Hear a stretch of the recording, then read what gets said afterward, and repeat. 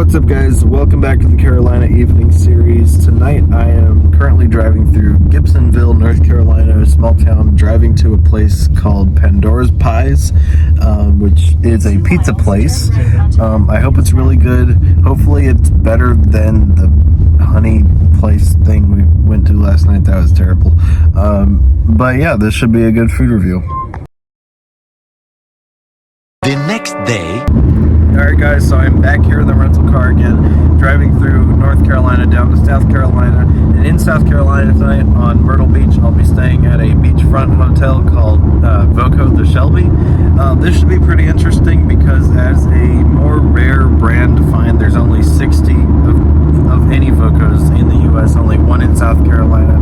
Actually, I got that wrong, 13 in the US, 60 around the world, and they're all owned by IHG Hotels. Now, last night, after staying at the Embassy Suites the previous night, I did stay in a Hampton Inn, which I did not review simply because I don't think with the recency bias that would probably naturally come into play. I did not think it would be fair to the Hampton Inn if I reviewed them after reviewing a nicer hotel.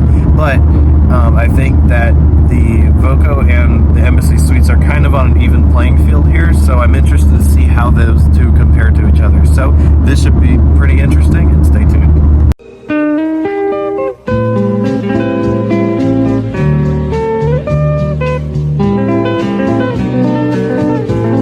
So I just stopped at the 7 Brew Coffee for the first time, picked up a Rocky Road Shake, and honestly, in Ryan Trahan's 50 State Series, I can honestly see why he stopped there every day.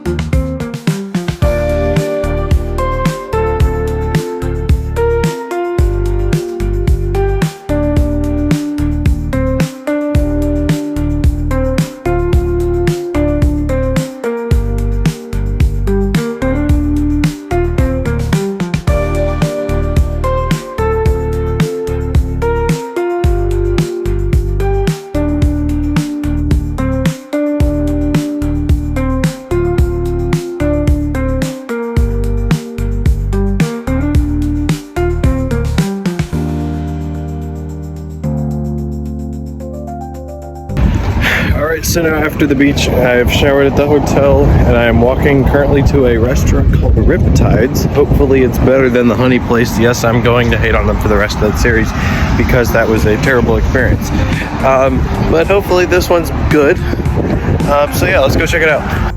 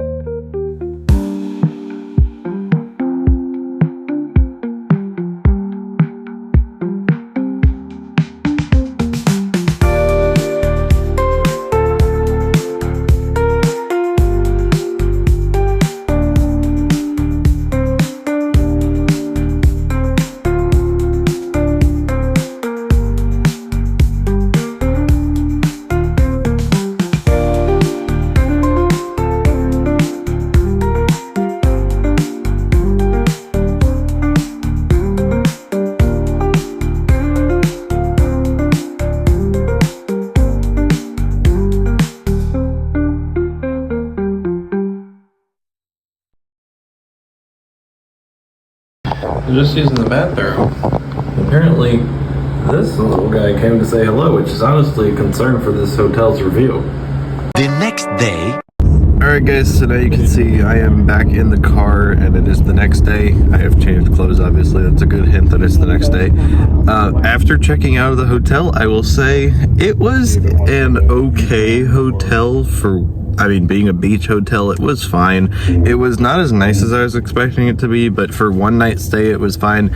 I wouldn't recommend it if you're doing more than one night or maybe more than 2 nights for that instance, but I would say it was meh.